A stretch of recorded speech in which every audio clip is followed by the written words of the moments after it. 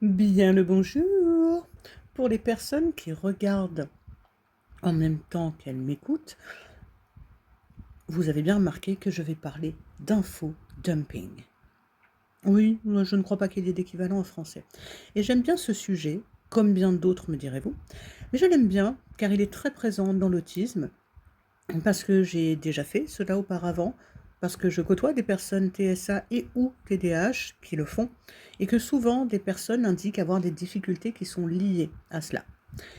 Et qu'est-ce que l'infodumping? C'est le fait de partager avec un énorme enthousiasme beaucoup d'informations sur un sujet précis, avec force, détail et un discours très long. D'après mes expériences personnelles, ce que j'observe chez autrui et ce que certaines personnes me racontent, cela peut poser parfois différents soucis dans la communication, donc dans les relations sociales, allant parfois jusqu'à une baisse de confiance en soi. Pour quelle raison? Eh ben, je vais vous le dire. Parce que partager des informations de cette façon est rarement considéré comme étant adapté. Car parfois, il peut arriver que nous ne prêtions pas attention au fait que l'interlocuteur ne nous écoute plus, ou même s'ennuie carrément. Car après ce type de guillemets monologue, des personnes peuvent cesser de nous parler. Ou encore parce que de temps en temps, nous ne sommes pas dans le dialogue et que cela peut être gênant pour autrui, bien évidemment. Mais cette façon de communiquer peut pourtant être comprise autrement. En effet, cela est par exemple une façon de montrer ou démontrer une forme d'affection, de l'amour ou de l'amitié, de la confiance envers l'interlocuteur, puisque en procédant ainsi, nous sommes dans une forme de lâcher-prise. On parle beaucoup de ce qui nous passionne, sans retenue, sans calcul, dans un état finalement de bien-être, telle une longue confidence détaillée. Et cela peut être également une façon plus simple pour nous d'entrer en interaction, d'entamer une conversation, d'autant plus si nous savons que la personne en face de nous est intéressée par le sujet abordé. Alors là, c'est pompon. Cela peut aussi nous permettre de réguler nos émotions et nos pensées, mais aussi de nous valoriser puisque nous avons souvent des connaissances que nous avons envie de partager, et qu'apprendre, certes des autres, mais aussi aux autres, peut pour certaines personnes être stimulant. C'est mon cas, je m'en cache pas. J'adore que les autres m'apprennent des choses et j'adore que les autres apprennent des choses de certains de mes propos. Cependant, il arrive que nous tombions sur des personnes qui apprécient qui apprécient que nous nous exprimions ainsi, car je cite, et là on ouvre les guillemets à nouveau, cela me fait apprendre rapidement plein de choses intéressantes sans passer par la case small talk inutile. Fin de citation, et c'est pas moi qui le dis. Je dirais pas qui c'est, ça n'a aucun intérêt que la personne s'appelle Jean-Pierre ou pas, et c'est pas Jean-Pierre, mais voilà, il arrive que cela puisse convenir à certaines personnes.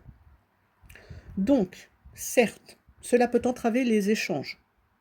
Cela peut parfois donner l'impression que nous ne tenons pas compte de l'autre, ou encore que nous sommes potentiellement égocentriques ou égoïstes.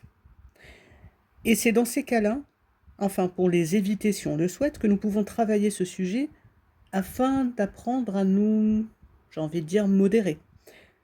Et toujours la même chose, évidemment, ce n'est pas une obligation, mais plusieurs personnes m'ayant confié souhaiter ralentir ou diminuer cet infodumping afin de mieux communiquer, sans pour autant passer à l'autre extrême, qui serait ne plus parler du tout.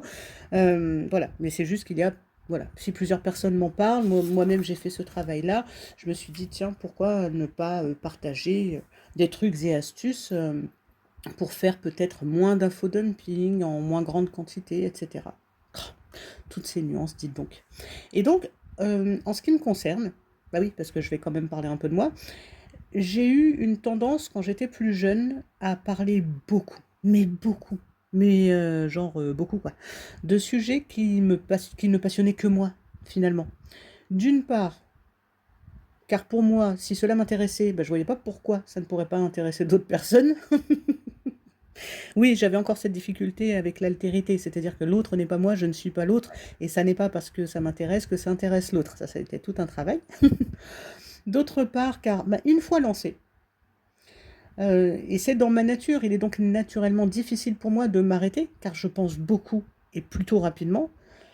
Et je pensais aussi que plus je donnais de détails, plus mes propos seraient compris. Oui, je sais, ça peut sembler ironique pour les gens qui vivent la même chose que moi. Oui, non, mais on est plusieurs à avoir fait cette erreur-là, hein. Mais si, parce que ça et ça. Ah bon, c'est pas essentiel? Dommage. Oui, 3e raison, je pensais que lorsqu'une personne me disait: «Ah mais moi aussi, tel sujet me passionne», bah, elle serait passionnée comme moi. Ça rejoint le premier point, ce qui est en réalité peu souvent le cas. Et ça n'est pas un reproche, c'est un constat. Je n'en veux à personne de ne pas vivre les choses avec la même intensité que moi. Ce serait quand même bizarre que j'en veuille à ces personnes-là. Mais ça m'est arrivé 1 milliard de fois dans ma vie, donc maintenant je me méfie, j'ai appris. Mais quand une personne me dit: «Ah, moi aussi j'adore la musique», quand elle dit j'adore la musique, ça ne veut pas dire j'adore la musique comme Aurélie, c'est-à-dire que je ne peux pas m'en passer tous les jours, que je fonctionne qu'avec des sons et que du coup j'analyse la musique, mais j'en joue, j'en pratique, je compose, je machin. Non, là, calme-toi Aurélie, t'emballe pas déjà parce que t'es pas un cadeau.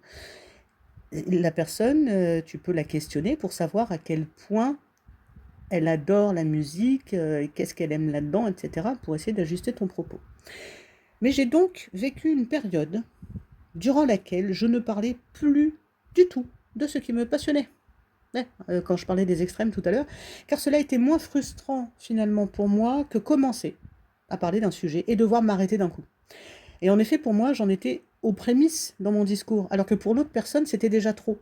Et ça, j'ai mis des années avant de savoir comment décortiquer les détails, comment aller chercher l'information pour pouvoir éventuellement m'ajuster. Et donc, je me suis aperçue que je pouvais apprendre à synthétiser, à travailler sur le fait de trouver les éléments qui peuvent être considérés comme essentiels du point de vue de l'autre, faire attention à ce que la personne ne soit pas ennuyée sans qu'elle ose me le dire, évidemment.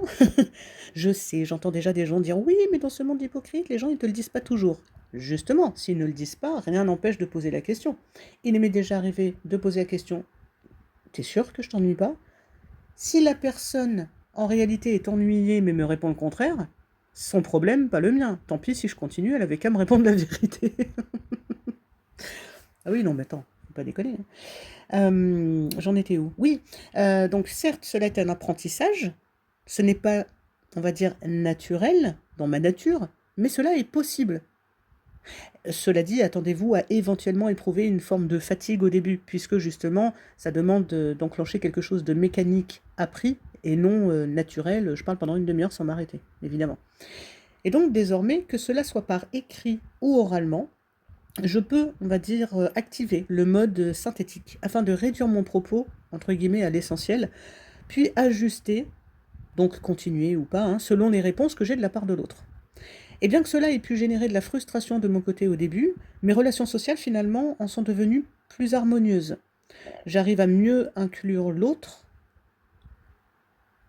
sans arriver à des extrêmes de type, comme je le disais, beaucoup trop parler ou plus parler du tout.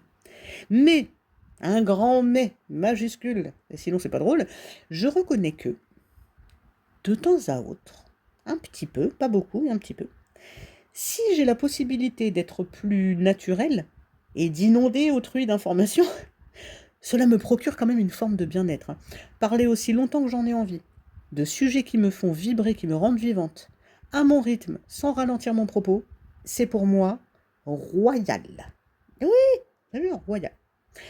Et donc j'ai à la fois envie de dire, s'il vous plaît, parce que je suis polie, s'il vous plaît, si vous nous entendez élucubrer pendant un certain temps et que cela vous ennuie, dites-le nous. Évidemment, pas forcément de façon brutale, il n'y a pas d'intérêt, mais dites-le nous, car nous pourrions avoir des difficultés à nous en rendre compte. S'il vous plaît toujours, tentez de ne pas oublier que si nous faisons cela, c'est peut-être que nous accordons de l'importance à la relation que nous entretenons avec vous. Et de notre côté, selon nos possibilités, nos envies, etc., évidemment, peut-être que nous pouvons trouver un équilibre, ou un juste milieu, appelez ça comme vous voulez, afin d'inclure nos interlocuteurs dans nos propos. Et ça fait déjà 9 minutes 30. Le temps pour moi alors de vous remercier, tous et toutes, de m'avoir écouté parler longuement d'un sujet qui me passionne.